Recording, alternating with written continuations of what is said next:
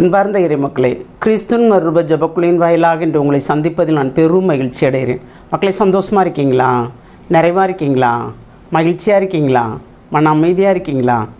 மக்களே, மகிழ்ச்சியும் மன அமைதி இறைவன் தந்த பெரிய வரப்பிரசாதம் அல்லவா? ஒவ்வொரு நாளும் ஒவ்வொரு விதமான ஆசீர்வாதத்தை ஆண்டவர் தருகிறார் இல்லையா? இன்றைக்கி அவர் என்ன ஆசீர் தருகிறார் இறைவார்த்தை மூலம் பார்ப்போமா? திருத்தூதர் பவுல் எபிரேயருக்கு எழுதிய திருமுகம் அதிகாரம் 2 இறை வார்த்தை 4 6 முடிய. கடவுளும் அடையாளங்கள், அருஞ்செயல்கள், பல்வேறு வல்ல செயல்கள் மூலமாக தம் திருவுளப்படி தூய ஆவின் கொடைகளை பகிர்ந்தளித்ததன் மூலமாக அதற்கு சான்று பகிர்ந்துள்ளார். வரவிருக்கும் உலகு பற்றி பேசுகிறோம். கடவுள் அதனை வானதூதரின் அதிகாரத்திற்கு பணி செய்யவில்லை. இதற்கு சான்றாக மறைநூலில் ஓரிடத்தில் சொல்லப்பட்டுள்ளது இதுவே: மனிதரை நீர் நினைவில் கொள்வதற்கு அவர்கள் யார்? மனித பிறவிகளை நீர் ஒரு பொருட்டாக எண்ணுவதற்கு அவர்கள் எம்மாத்திரம்?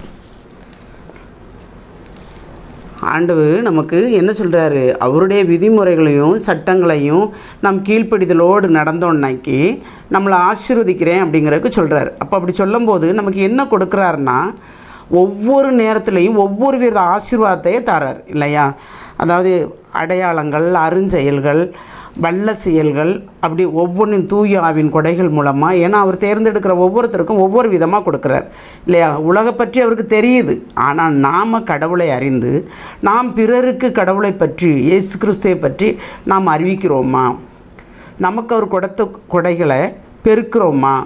இல்லை அப்படியே நம்ம வச்சுருக்கிறோமா? ஏன்னா தூய ஆவின் மூலமாக நமக்கு தந்த வரப்பிரசாதம் அது இல்லையா?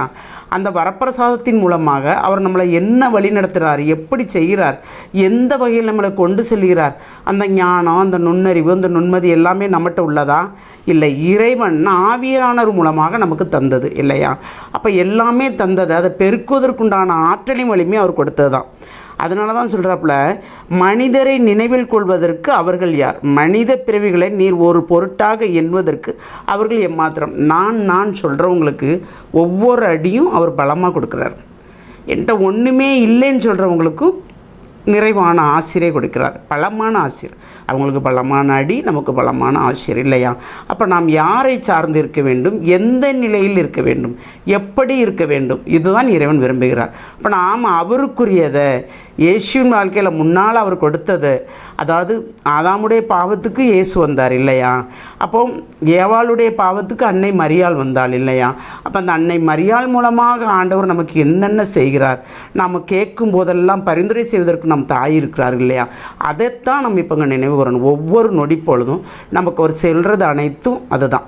ஏன்னா சொல்லி நம்மளை செய்ய சொல்கிறாரு. நாம் பிறருக்கு அதை எடுத்துக்காட்டாக வைத்திருக்கிறோமா? கடவுளுடைய மக்கள் நீங்கள் என பெருமைப்படுத்துவேன்னு சொன்னார் இல்லையா? அந்த பெருமைக்குரிய மக்களாக நாம் இருக்கிறோமா? சிந்திப்போமா? எல்லாம் வல்ல இறைவா, ஆமாண்டவரே, ஒவ்வொரு நொடிப்பொழுதும் நீர் எங்களை நினைவில் வைத்திருக்கிறீர்.